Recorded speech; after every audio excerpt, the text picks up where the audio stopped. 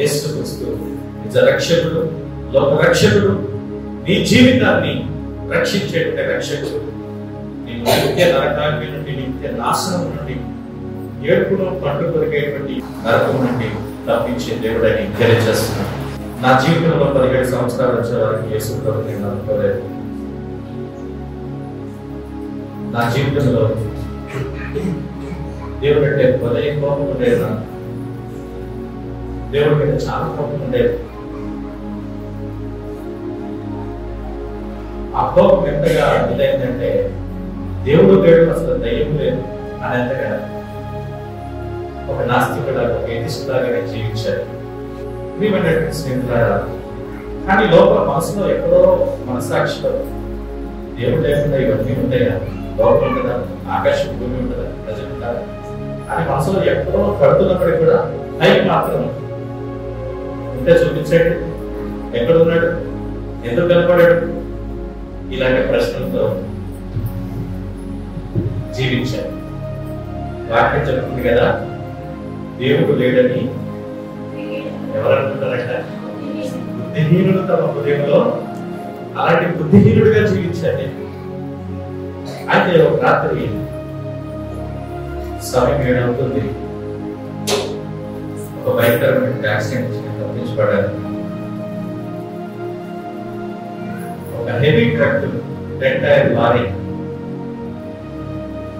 మరి ఒక బైక్ ని కొట్టేసి దానికి ముగ్గురు ప్రయాణిస్తున్నారు, ట్రిపుల్ రైడ్. ఆ దృశ్యాన్ని నేను చూశాను. నేను వాళ్ళు ప్రయాణం చేస్తున్నాము, నేను తప్పించబడ్డాను, వాళ్ళు దానికి కొట్టుకున్నారు. ముగ్గురు గాల్లో ఎగురుతూ ఒకటో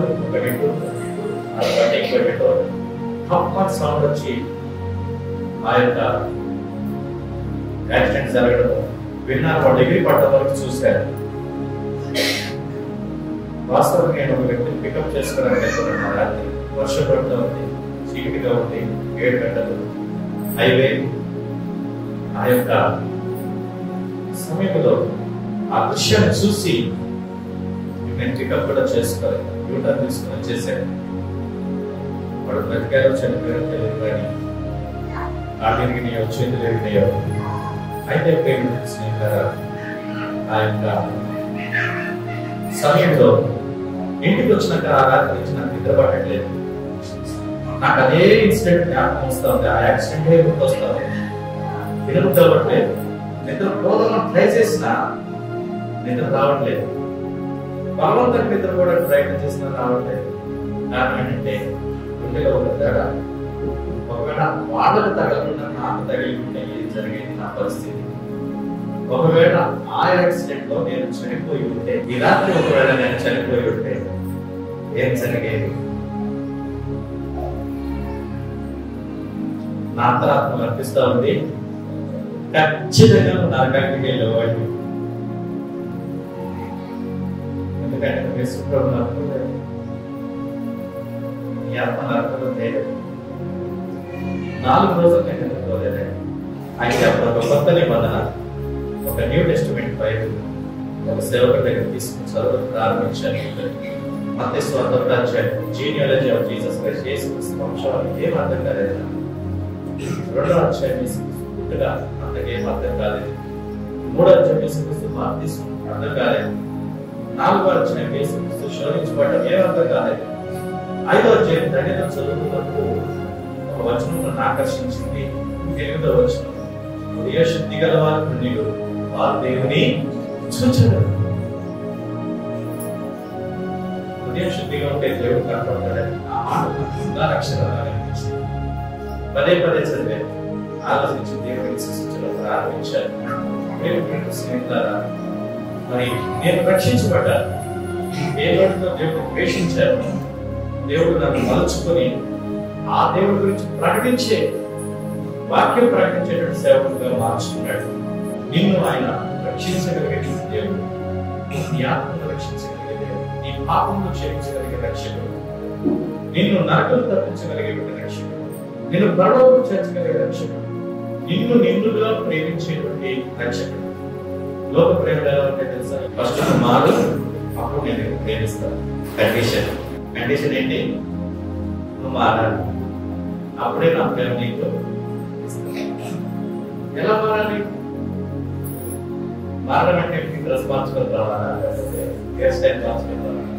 ఏం మార్చుకొని రావాలి? ఏం మార్చుకోలేదు సార్? నాకు ఏది ఇష్టమో నా ఇష్టాల ప్రకారంగా నువ్వు మారాలి. కొన్నిసార్లు ప్రేమ విఫలమైంది తెలుసా? వీళ్ళు ఇష్టపడ్డట్టు మనం ఉండడం నాకు కష్టం. దానిలో ఇప్పుడే ముందుకు పోవడమే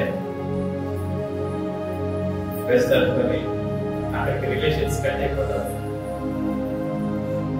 కానీ ఏ కండిషన్ పెట్టకుండా, ఏ షరతులు లేకుండా అన్కండిషనల్ గా నువ్వు ఎలాంటి స్థితిలో ఉన్నా, ఎలాంటి పరిస్థితిలో ఉన్నా, నీ స్థితి ఏదైనా జబ్బుపడ్డా, దుర్మార్గంగా జీవిస్తున్నా, దుష్టుడుగా జీవిస్తున్నా, దేవుడికి దూరం అయిపోయి అంతకంత దూరం వెళ్ళిపోయి నీ బ్రతుకును చెడుకున్నా, లేకపోతే నీ జీవితంలో శాంతి సమాధానం లేకున్నా, త్రాగుతున్నా, చెడు వ్యసనాలకి గురైనా, లేకపోతే ఎవరికి ఇష్టం లేనటువంటి వ్యక్తిగా నా కడుపును చెడగొట్టేవరాదు, నా కడుపును చెడగొట్టే అమ్మాయి అనేటువంటి స్థితిని తెలుసుకున్నా, నిన్ను నిండుగా ప్రేమించే ఒక రక్షకుడు ప్రభువైన యేసుక్రీస్తు. దేవునికి స్తోత్రం, హల్లెలూయా.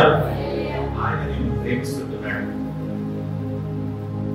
నిన్ను నిండుగా ప్రేమించి నీ గత జీవితం అంతటి కూడా శుద్ధి చేసి నీకు ఒక నూతన జీవితం ఇవ్వడానికి పుట్టినటువంటి రక్షకుడు యేసుక్రీస్తు వారు. అందుకని ఆయన జన్మించిన మరి జ్ఞాపకం చేసుకుంటాం.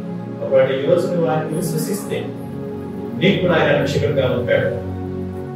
ఈ రక్షణ సువార్త అనేది నశించుచున్న వారికి వెరితనంగా ఉంది, రక్షించబడుచున్న మనకు దేవుని శక్తి అయి ఉంది.